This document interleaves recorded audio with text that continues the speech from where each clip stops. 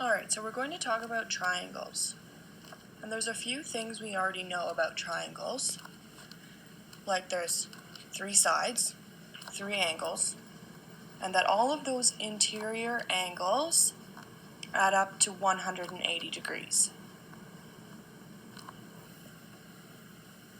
We also know the different types of triangles.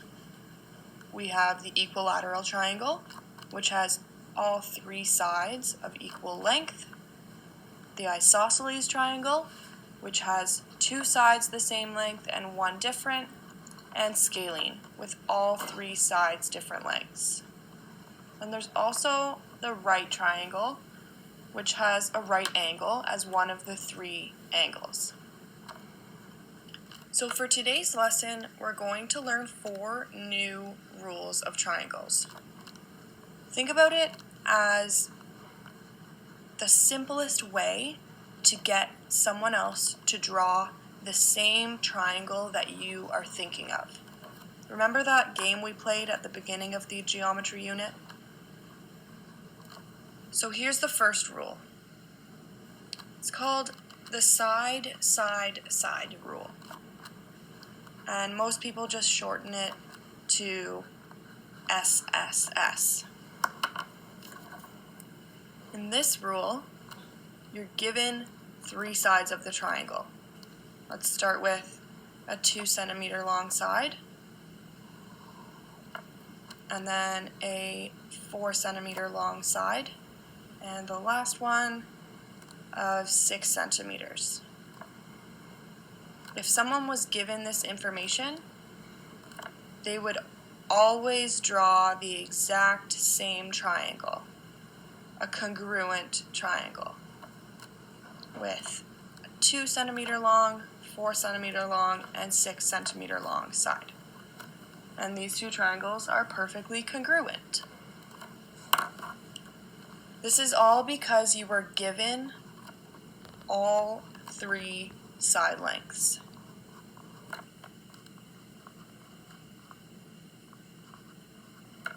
Okay. The second rule,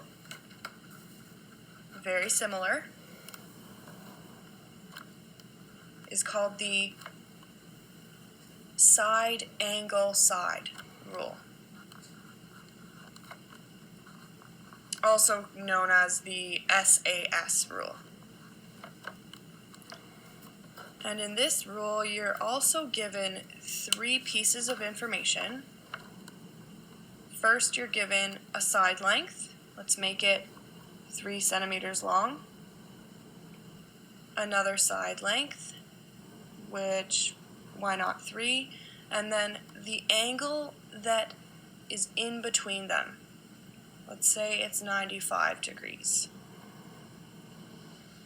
Then you just connect those 2 corners to create the third side. And anyone with this information would be able to draw this exact triangle because they were given 2 side lengths and the angle in between them, the angle that connects them.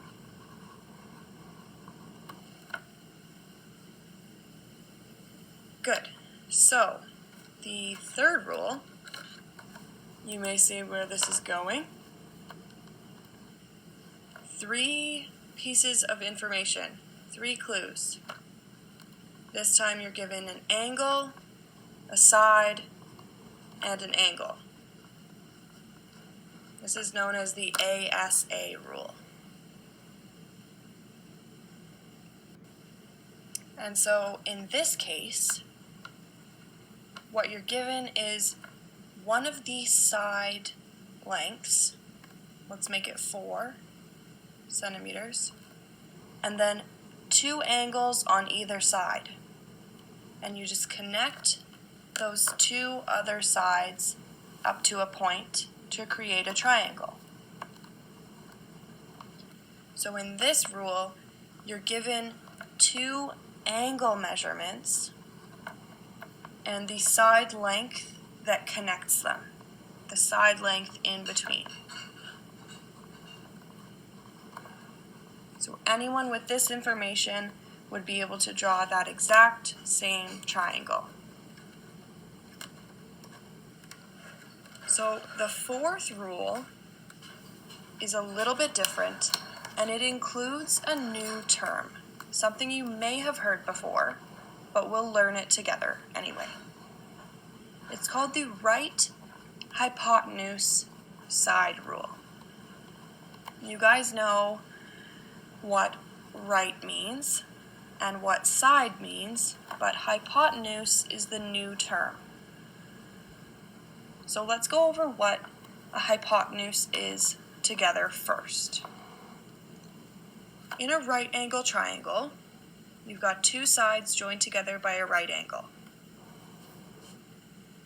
Then you have, hold on, let's switch colors. Then you have the hypotenuse, which is opposite from the right angle, right here.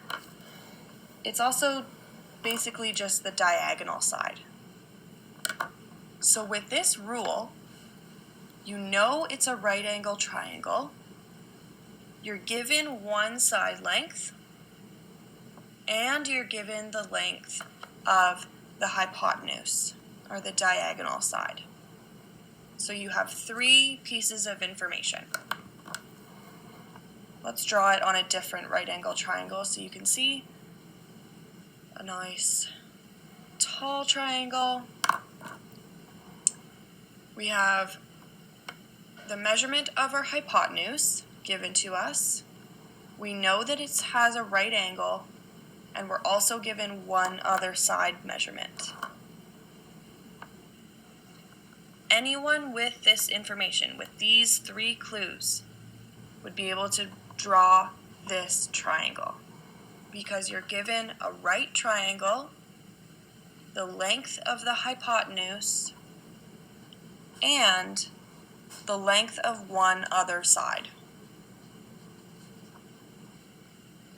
This is the RHS rule. Good, so we'll review.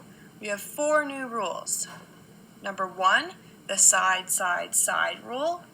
Number 2, the side, angle, side rule. Number 3, the angle, side, angle rule. And number 4, the right hypotenuse side rule.